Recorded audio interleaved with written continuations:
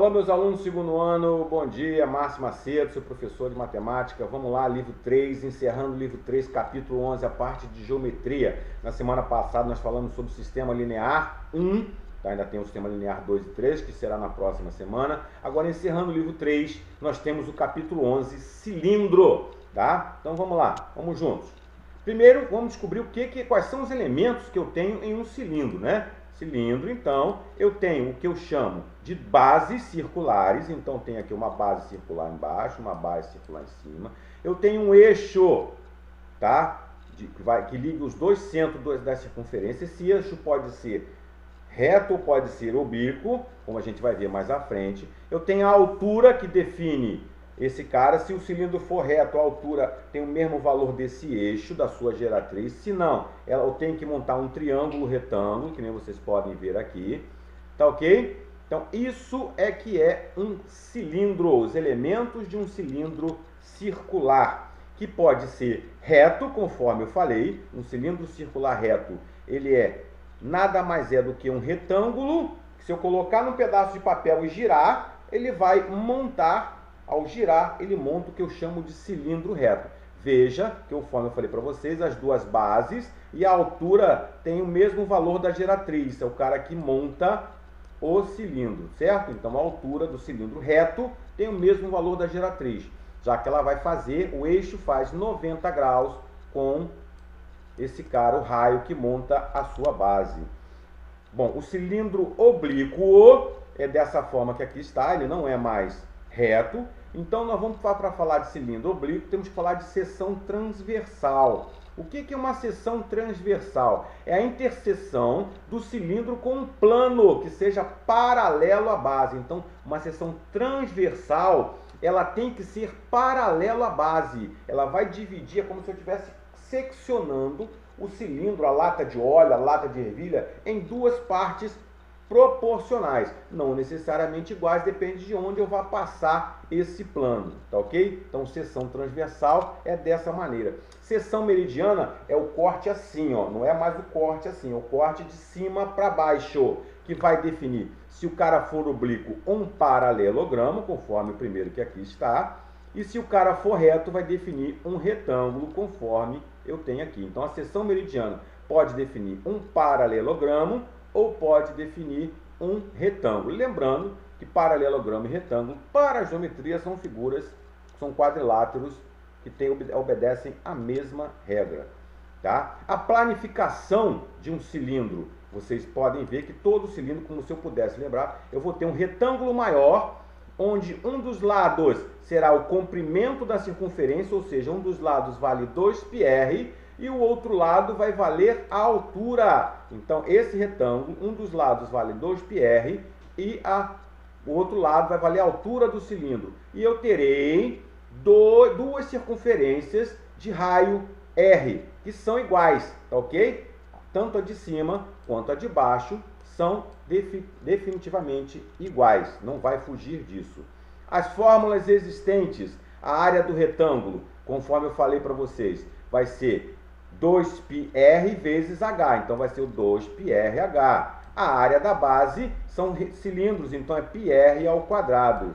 E a área total, como eu tenho duas bases, vai ser 2 vezes esse cara que aqui está, mais esse cara que aqui está. Então vai dar 2r ao quadrado mais 2πrh. 2r ao quadrado mais 2πrh, que aí, se eu colocar o 2πr em evidência, fica 2πrh mais r. Tá? Mas eu não preciso lembrar dessa fórmula aqui de baixo, não. Basta lembrar que a área lateral é 2πrh e a área da base é πr ao quadrado. Lembrando que eu terei duas bases na hora de eu fazer a área total.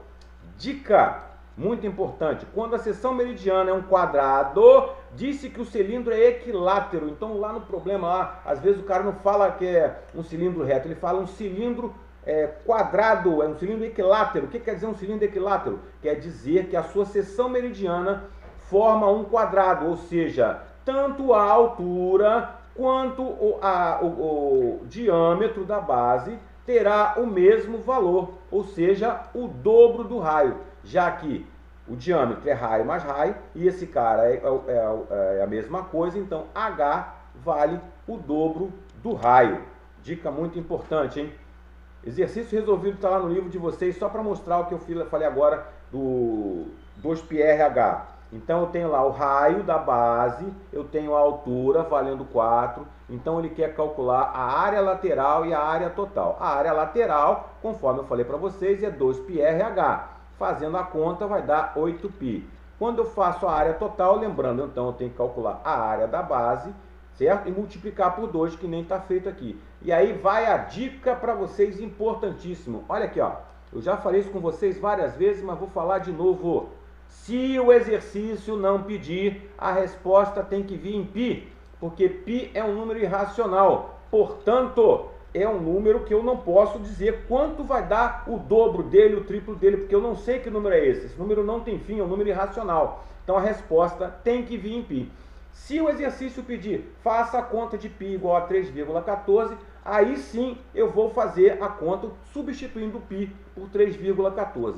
Caso contrário, a resposta tem que ser sempre em π, tá ok? Essa é a dica desse exercício resolvido que eu fiz lá para vocês, que eu trouxe aqui para vocês. O volume, bom, o volume nada mais é do que a área da base vezes a altura, numa pirâmide, num prisma. E ele vai obedecer a mesma forma, então vai ser πr ao quadrado, que é a área da base, vezes a altura h. Show de bola, não é isso? Área da base vezes a altura. Já falei para vocês, guardem isso. Área da base vezes a altura. Área da base vezes a altura. Então, no nosso cilindro, a área da base é πr ao quadrado, a altura é h, então πr ao quadrado h. Show de bola? Tronco de cilindro, é difícil cair esse tipo de problema, mas às vezes pode ser que caia.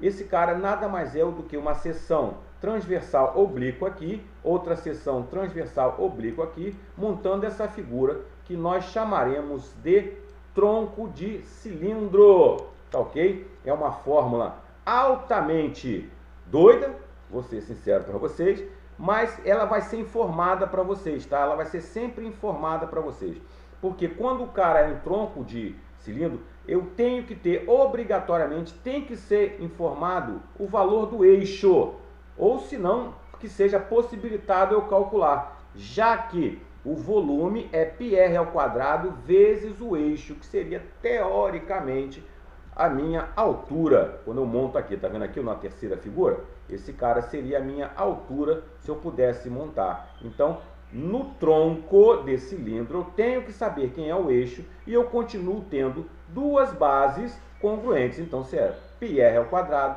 vezes E, que é o meu eixo. E a área vai ser 2πr vezes 2πrh, é 2πr vezes o eixo E, que lá se encontra. Tá? Tem um exercício resolvido. Dê uma olhadinha lá nesse exercício resolvido de vocês, do livro de vocês. Vocês vão verificar que o cara tem que informar. Se ele não informar, nós deveremos calcular uma maneira de achar esse eixo. Então, olha aqui, ó. Ele fica, ó, calcule o volume, a área de um tronco de cilindro, cujas seções retas têm raio de 3 e no qual a geratriz mede 8. Então, ele já está dizendo, ó, que uma geratriz vai medir 8 e a outra vai medir 6. Então, ele vai montar um trapézio bem legal aqui. Quando eu faço a conta do trapézio, 8 mais 6 dividido por 2 vai dar 3, vai dar o meu eixo. Que é esse cara que aqui está, ó, 14 dividido por 2, 7. Então vai ser πr ao quadrado A. Lembra que eu falei? Ele não informou o eixo, mas eu tenho como calcular como base média do trapézio que esse cara foi formado. Se eu tenho de cima, tenho de baixo, a base média vai ser esse mais esse dividido por 2. Tá ok? Então essa é a dica do exercício que eu vi para vocês. Então, ó, cilindro, revisamos lá a parte de geometria, tanto de triângulos, de quadriláteros, de paralelogramos, de prismas, de cilindro. Acabou essa parte do livro 3 de vocês. Na próxima a gente vai continuar aprofundando um pouco mais a parte de geometria, tá? Ó, um beijo. A gente inicia o livro 4 na próxima semana, tá? Um abraço.